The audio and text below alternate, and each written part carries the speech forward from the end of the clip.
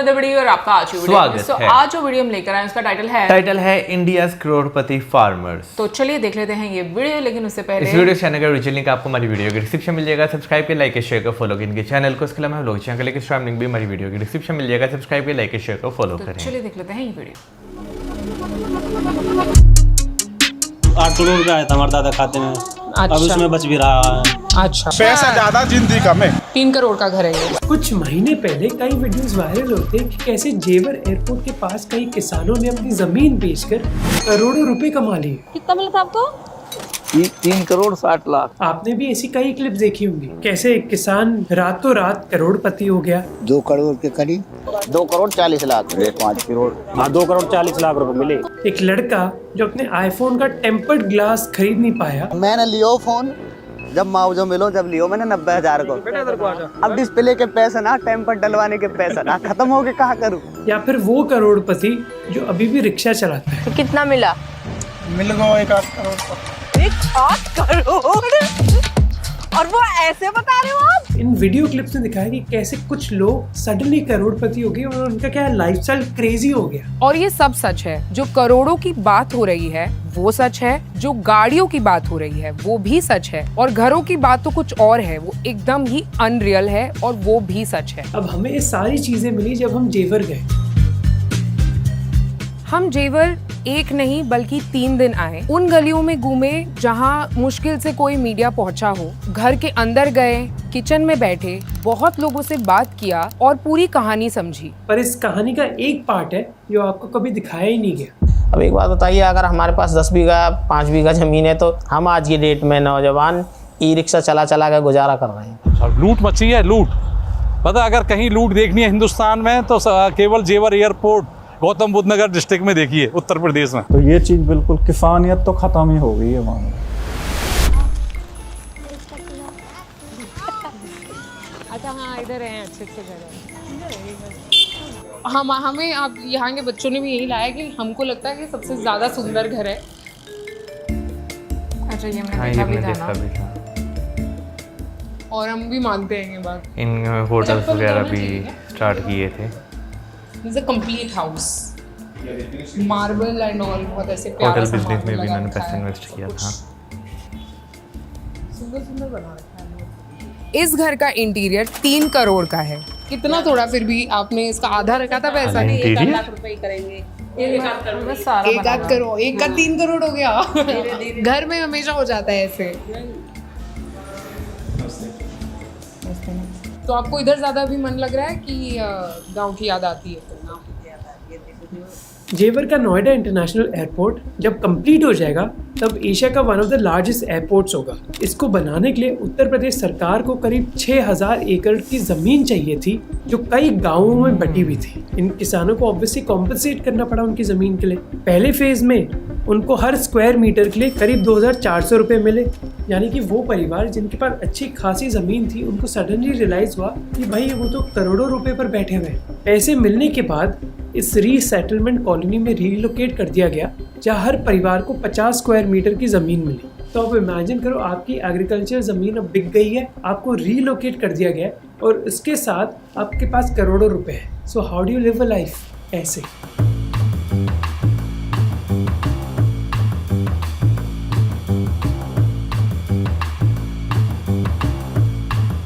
और सबसे पहले इस कॉलोनी में जो तुम्हें दिखेगा वो है यहाँ के आलीशान घर। जवान जी का घर है तो बहुत अच्छा बनाया है। पूरे इलाके में सबसे बेस्ट घर ही लग रहा है। कितना लग गया पर आपको खर्चा ये सब करने में? 3 करोड़ का घर है ये। मुझे लगता है हम जेवर में रिहैबिलिटेशन और मुआवजा ये सब जानने के लिए आए थे और मैं घर एक्सपर्ट बन गई हूँ इसके बाद कि कैसे घर बनने चाहिए या इंटीरियर डेकोरेशन किसका बेटर है। तो पैसे मिलने के बाद ज़्यादातर फार्मर्स ने यहाँ पर आलीशान घर बनाए और कुछ लोगों के इसके पीछे बहुत इमोशनल रीजंस भी थे। शादियों का आई थी, झोंपड़ी थी, मगर जेवर चीज बहुत थी। हाँ, तो एक शौक था कि कभी हम घर बनाएंगे बढ़िया। तो जब आपने शुरुआत की थी तभी क्या आपको पता था कि ये सब इतना इतना पैसा हो जाएगा, कि फिर आप होते हो गया खर्चा? आप ज़रा सोचिए, जो पीढ़ियों से छोटे से क्रैम्प्ड घर में रह रहे थे, उनके पास अचानक अपने सपनों का घर बनाने का मौका आ गया। यहाँ किसी ने प्लान करके अपने घर पर 3 करोड़ नहीं खर्च किया है। हुआ यूं कि पैसे आते गए और कमरों के साथ कमरे जुड़ते गए, और देखते ही देखते एक नॉर्मल सा मकान एक आलीशान 3 करोड़ का प्रॉपर्टी बन गया। और इसी वजह से यहाँ पर ज़्यादातर घर एक घर के बजाय एक स्टेटमेंट की तरह दिखता है, क्योंकि सब शायद ये कहना चाहते थे कि हमने भी कुछ आलीशान और सुंदर बनाया है। यहाँ जो दूसरी चीज़ आप नोटिस करोगे वो है गाड़ियाँ, स्पेशली SUVs। और सब यंग लोग ही दिख रहे हैं चलाते हुए ना। 11 तारीख में शादी हुई, डिफेंडर से डिफेंडर ही बताओ, 1 डिफेंडर ये अभी हाल ही में हुई है शादी, खरीदी है सबने। 10-20 घरों को छोड़कर हर घर में गाड़ी। और यंगर जनरेशन इस बदलाव से सबसे ज्यादा खुश है। हमें यहाँ पर बुलाकर बताया गया कि ये इस कॉलोनी के सबसे फेमस आदमी हैं। हमारी कॉलोनी के अंदर सबसे पॉपुलर जो आदमी है ना, ये है।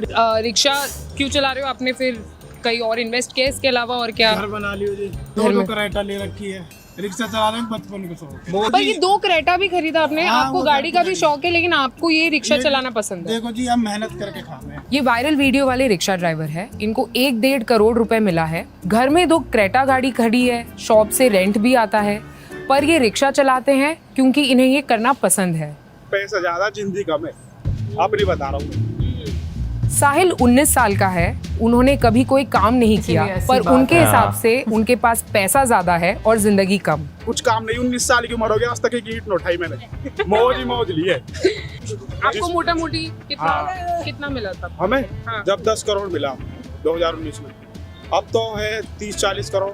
वो तेरी संपत्ति क्या है? कार ले लिए, स्कॉर्पियो कार है और बुलेट है, हर चीज की मौज है, अल्लाह का शुक्र है। पर कुछ लोगों ने बहुत स्मार्टली इन्वेस्ट भी किया।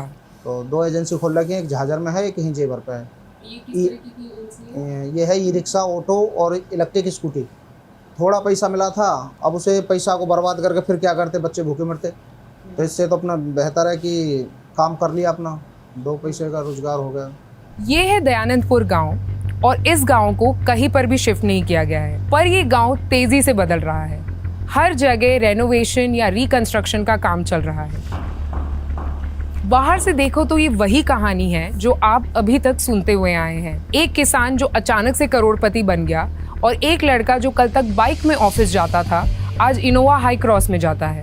ये दयानंदपुर का वो मशहूर घर है जो बाहर से एक लग्जरी विला जैसे दिखता है। हम इन लोगों से मिले और ये सारी महंगी गाड़ियां वाकई में खड़ी थी। हाल ही में हुई एक शादी में 2 डिफेंडर्स का आना भी सच है, और यहाँ के बच्चे ये सब बातें ऐसे करते हैं जैसे कि कोई सुपरमैन की कहानी हो। लेकिन इन सब कहानियों के बीच एक शख्स था जिनसे मिलना बहुत ज़रूरी था।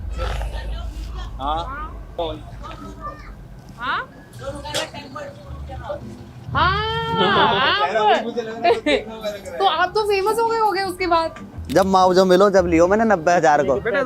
अब डिस्प्ले के पैसे ना, टेम्पर डलवाने के पैसे ना, खत्म हो गए, कहाँ करूँ, मजबूरी में चला रहा हूँ। यही देख टेम्पर बदला कि नहीं आपने? पहले तो ये बताइए।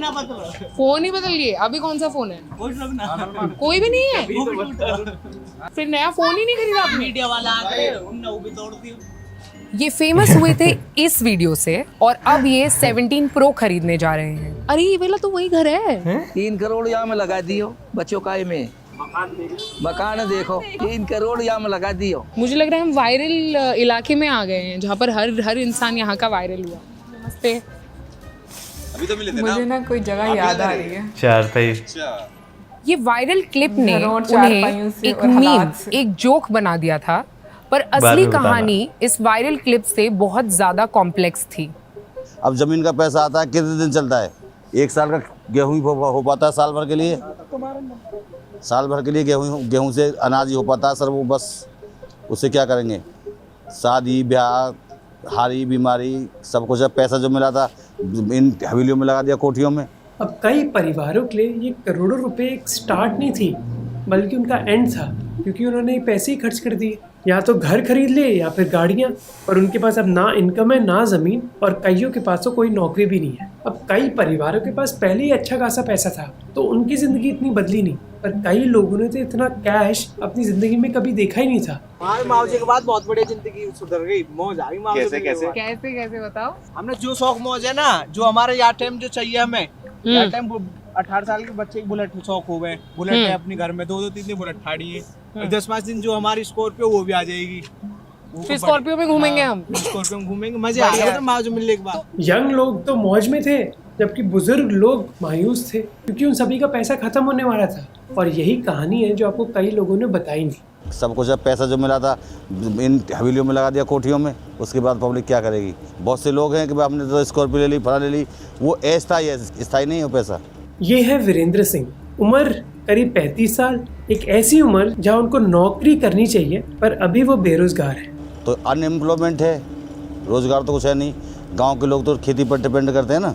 ये है रोही गांव से, पर अभी रह रहे हैं इस रीसेटलमेंट कॉलोनी में। उनको अपनी जमीन के लिए पैसा तो मिला, पर खुद कहते हैं कि ये पैसा खत्म होने वाला है। तो गांव में किसी पे 5 बीघे जमीन थी, 5 बीघे की जमीन का पैसा कितना आया? 1 करोड़ रुपया। 1 करोड़ रुपया आने के बाद में लोग मुआवजा मिला, गाड़ी ले ली, वो ले लिया, मकान बना दिया, मकान बन के पैसे खत्म। वो कह रहे हैं कि भाई यहाँ पे ये विकास हो रहा है, हमारा तो विकास नहीं हुआ, हमारा तो विनाश हुआ है। कौन सा शब्द यूज किया? विनाश। एक बहुत स्ट्रॉन्ग शब्द है। जब रीसेटलमेंट का प्रपोजल उनको दिया गया तो वो इस प्रपोजल के बारे में दुखी नहीं थे, पर आज अपने दोस्तों के साथ वो बस पत्ते खेलते हैं। ज़मीनी हकीकत वही है कि यहाँ पे जॉब नहीं है, दी नहीं है जो देनी चाहिए थी इनको। जिससे हम लोगों के, हमारे माता पिता, हमारे बड़े बुजुर्गों की सब ज़मीन इन्होंने ली है, उसके अनुसार ये हमें नौकरी नहीं दे रहे। हमारे बच्चे और हमारा जीवन यापन कैसे कर पाएंगे? ये हमको इन्होंने लटका दिया है, नौकरी के नाम पे झांसा दे के लटका दिया। अब हम नौकरी के वादों के बारे में तो थोड़ी देर में बात करेंगे, पर आपको ये समझना होगा कि ये परिवार खानदानी किसान है। उनके लिए ज़मीन बस एक एसेट नहीं है, उनकी नौकरी भी है। पर क्योंकि अब ये ज़मीन चली गई, कई लोगों को रियलाइज़ हो रहा है कि ज़मीन की एक्चुअली कीमत होती क्या है। तो आपने वीडियो क्लिप्स देखे हैं उन लोगों के जिन्होंने बहुत बड़े बड़े घर बना दिए, पर ये सबकी सच्चाई नहीं है। गांव में जमींदार कितने होते हैं? 2% या 1% मुश्किल से 50-100 बीघे वाले कितने किसान होते हैं हर गांव में? वायरल वीडियोस जो आपने देखे हैं वो बस टॉप 1-2% लोगों की सच्चाई दिखाते हैं, जिनके पास बड़ी ज़मीनें थी। दूसरे लोगों के पास तो बस 1-2 बीघा की ही ज़मीन थी, और ये लोग अब सोच रहे हैं कि भाई हमें ढंग का मुआवजा मिला भी या नहीं। जब सरकार पब्लिक पर्पसेस के लिए लैंड एक्वायर करती है, तब रूरल एरियाज में एग्रीकल्चरल लैंड का मार्केट रेट से 4 गुना और अर्बन एरियाज में मार्केट रेट का 2 गुना कॉम्पनसेशन देती है। जेवर एक रूरल एरिया है और 93% इनकम यहाँ फार्मिंग से आती है, तो इसके हिसाब से जेवर के किसानों को 4 गुना वैल्यू मिला होगा, राइट? रॉन्ग। जेवर में एयरपोर्ट के लिए लैंड एक्विजिशन 4 फेजेस में हुआ। फेज 1 एक्विजिशन के पहले 2015 में यूपी सरकार ने जेवर के पास जो 8 गांव थे उनको अर्बन क्लासिफाई कर दिया। इसमें ना कोई अनाउंसमेंट थी, ना कोई न्यूज़पेपर नोटिस। सबसे पहला अजीब साइन था कि पंचायत इलेक्शंस के बाद कोई अनाउंसमेंट नहीं हुई।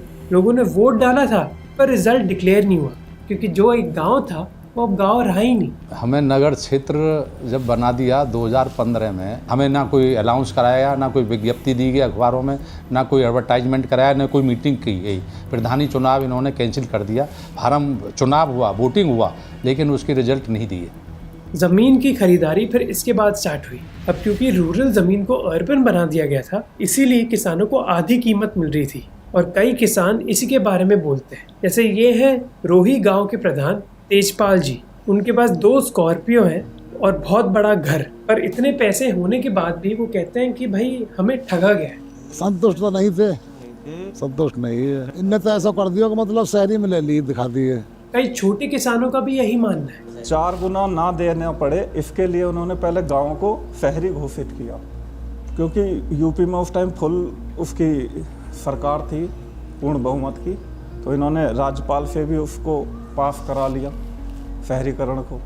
तो इस वजह से हमारा मुआवजा 4 गुने से घट के 2 गुना हो गया। रविंदर सिंह आर्मी में है और इसी गांव से है। वो दिसंबर 2018 में लीव के बाद 3 हफ्तों के लिए अपने घर आए थे, और जैसे ही वो पहुंचे उन्होंने देखा कि उनके गांव वाले प्रोटेस्ट कर रहे हैं। इसीलिए किसान अप्रैल 2019 में इलाहाबाद हाई कोर्ट गए, पर कोर्ट ने उनके खिलाफ रूलिंग करी, इसलिए एक्विजिशन हो गई आधे रेट में। आज भी हर पेपर में अभी आप देखेंगे कार्गो लिखा है, कार्गो विलेज, हवाई अड्डा कार्गो विलेज, तो किशोरपुर। अब ये सब आज भी जब विलेज में है, हम गए 4 गुना मिलना चाहिए, हमारी कीमत 4 गुना हो गई सब।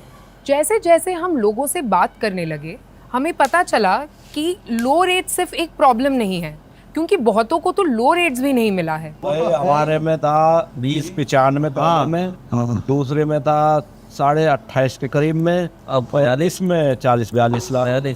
जिस किसान की जमीन सबसे पहले एक्वायर हुई, उनको पर बीघा 21 लाख का मुआवजा मिला, पर कुछ ही दूरी पर जब उनकी कजिन की जमीन एक्वायर हुई तो उनको उसका डबल मुआवजा मिला। पूरा नहीं लगता आपका पहले फेज में चला गया, अगर आपका तीसरे में जाता तो आपको तो क्या करे, बुरे लगे चीजों क्या। जिन किसानों ने कोऑपरेट किया उनको पनिशमेंट मिली, और इसी के चलते फिर उन्होंने प्रोटेस्ट करना स्टार्ट कर दिया।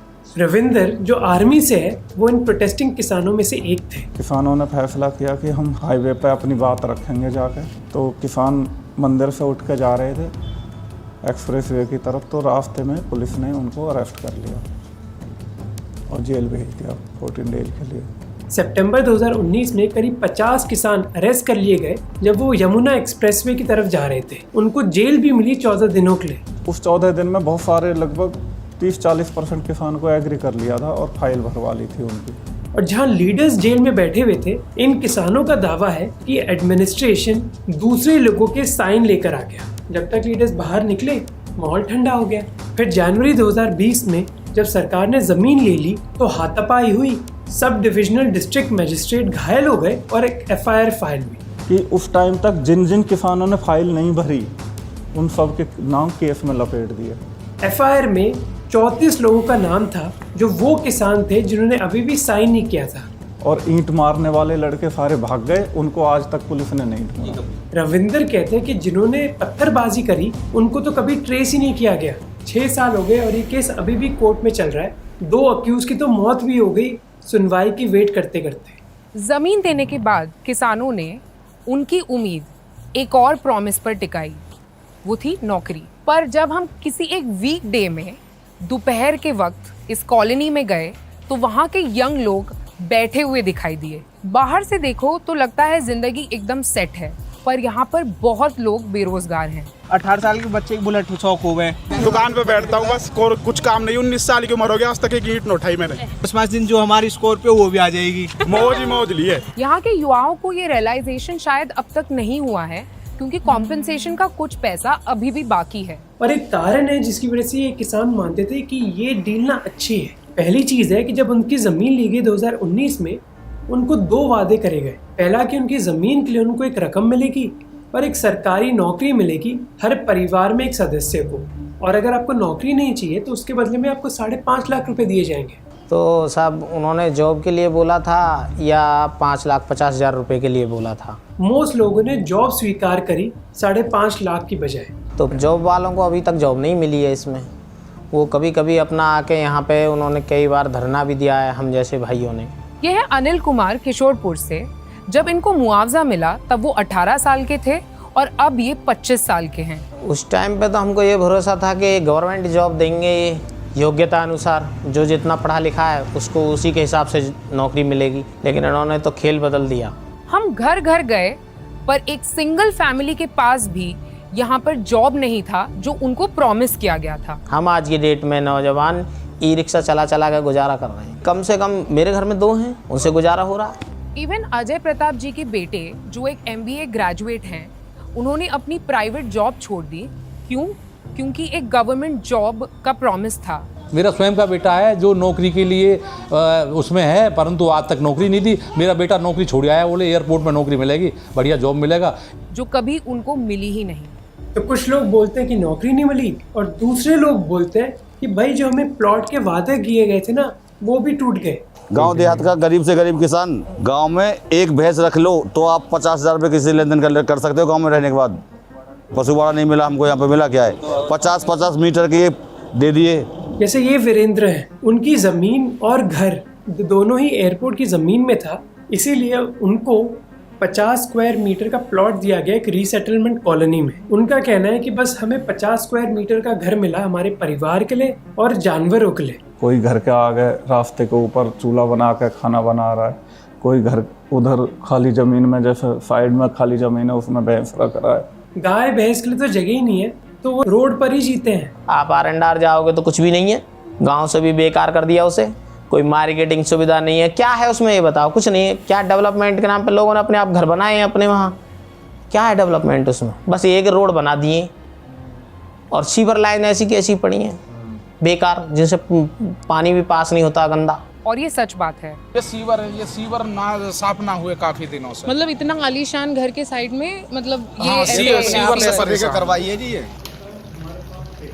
अब हमें लगा कि हमने सब कुछ देख सुन लिया, पर फिर अजय जी ने हमें ऐसी बात बताई जिसको सुनकर हम शॉक हो गए। वो हमें एयरपोर्ट की बाउंड्री की तरफ लेकर गए और वहाँ से खेत की तरफ इशारा करते हुए हमें कुछ बताया। ये अवैध मकान बने हुए हैं, टूटे हुए दिखाई दे रहे हैं आपको। इनके पीछे अभी नहीं ऐसे अवैध बने हैं, उनमें कहीं भी हस्तक्षेप नहीं किया उन्होंने, कोई हस्तक्षेप नहीं है। आबादी आपने पुरानी देखी ली थी, वो गाँव मूल है वो उधर, और ये सब ये अवैध बने हुए हैं सब। ये मकान इधर देखिए, पीछे देखिए, पीछे ये घर इलीगल है। जिस जमीन पर ये बने हैं ये सरकार ने एक्वायर करी थी 2019 में, जिसके बाद किसी को अलाउ नहीं होना चाहिए घर बनाने के लिए जमीन पर। जो अंदर बने हैं देखो वो ऐसे रखे हैं, 2-2 मंजिल, देखो उधर सामने वो नया वो दिखाई दे रहा है ऐसे। उस रास्ते पे जाएंगे तो हजारों मकान, क्या लाखों मकान है पूरे क्षेत्र में। तो ये एक नया तरीके का स्कैम है बेसिकली।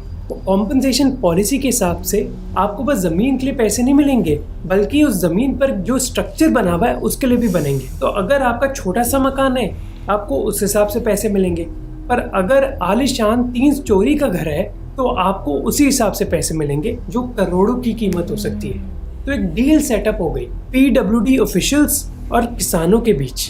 किसान ने कहा कि मैं एक बड़ा घर बना दूंगा, PWD ऑफिशियल ने कहा कि अच्छा इस घर के चलते मैं आपको उसी हिसाब से मुआवजा दूंगा और ये मुआवजा हम 50-50 स्प्लिट कर लेंगे। घर बना के 50-50 में घर बनाए गए, घर बना दिए गए, बिजनेस है, बिजनेस। उसके बाद टूटे नहीं टूटे क्या फर्क पड़ता है? क्या फर्क पड़ रहा है? आज यहाँ खेतों के बीच 3 मंजिला मकान खड़े नजर आते हैं। इसमें से एक भी घर फंक्शनल नहीं है। 10 करोड़ का घर, 5 बीघा जमीन वाले किसान, और ऐसा कॉम्पनसेशन जिसका कोई मैथमेटिकल सेंस बनता ही नहीं। 5 बीघे जमीन वाला किसान 10 बीघे जमीन में मकान बना सकता है? मुआवजा 1 करोड़ रुपए जमीन का और मकान की कीमत 10 करोड़ रुपए, ऐसा हो सकता है क्या?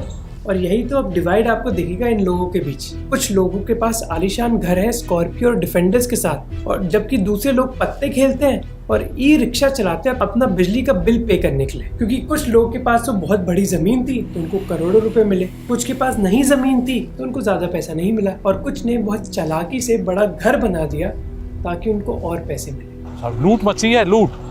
पता, अगर कहीं लूट देखनी है हिंदुस्तान में तो केवल जेवर एयरपोर्ट गौतम बुद्ध नगर डिस्ट्रिक्ट में देखिए, उत्तर प्रदेश में। लूट मची है सब। हमने जाना कि इस स्कीम में काफी खामियां हैं और इससे किसान नाखुश हैं, पर कई किसानों की दुविधाओं के पीछे उनके पर्सनल चॉइसेस भी हैं। जिन किसानों ने अपने कॉम्पनसेशन के पैसों से ज़मीन खरीदी, शॉप्स खरीदी या बिजनेस पर इन्वेस्ट कर पाए, वो कहीं ना कहीं इस मुआवजे से समझौता कर चुके हैं। पर जो किसान ये नहीं कर पाए वो अब रियलाइज कर रहे हैं कि पैसों को संभाल कर खर्च करना भी एक स्किल है जो उन्हें कभी किसी ने नहीं सिखाया। इससे पहले भी हम लोगों ने वीडियो देखी थी इसी गांव के बारे में जहां पर आलीशान घर दिखाए गए थे, और वो निशु की वीडियो थी। लेकिन आज की वीडियो में एक अलग साइड जो है वो दिखाई गई है। बहुत सारे लोग ऐसे जो हैं वो खुश भी हैं, बहुत सारे लोग जो हैं जो ना खुश भी हैं।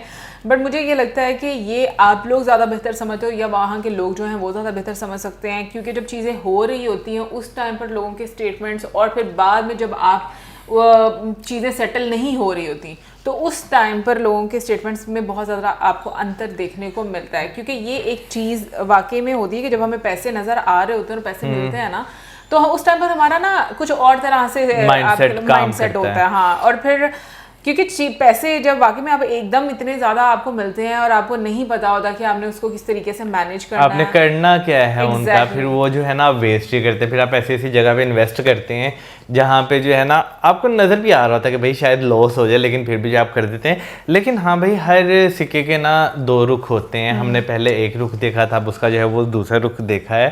भाई जो आप जो है ना सेटिस्फाई नहीं हो सकते अनटिल अनलेस आपने खुद जो है वो चीज़ें जो है मेहनत करके जो है ना वो अर्न ना की हो। अभी जैसे हम गांव वालों को देखते, बहुत सारे लोग ऐसे भी थे बीच में जिन्होंने जो है वो कारोबार में जो है वो पैसे इन्वेस्ट किए और जो है उन चीज़ों को लेकर जो है वो चले। कुछ लोगों ने जो है बस वो एक कहते हैं ना कि कुछ लोगों के पास पैसा आ जाता है तो वो शो शाह में जो है वो पैसा जो है उड़ा देते हैं। तो बीच में कुछ लोग जो है वो आपको इस तरह के भी जो है वो देखने के जो है मिले हैं।